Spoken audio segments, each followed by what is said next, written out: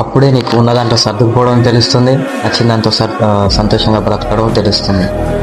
సరే నాన్న అని వాళ్ళ నాన్న మురళితో ఉంటాడు రాధాకృష్ణ.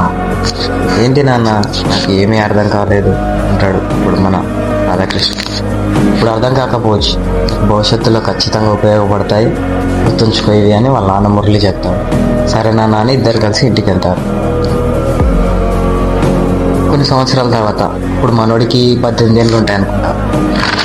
మనోడు ఇంటర్ ఫస్ట్ ఇయర్.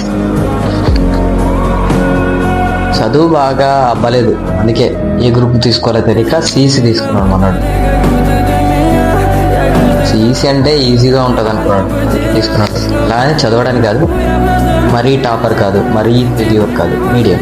75% తెచ్చుకుంటాడు ర్యాంక్. అంటే చదువులో అంత పర్సెంట్ చదువుతాడు.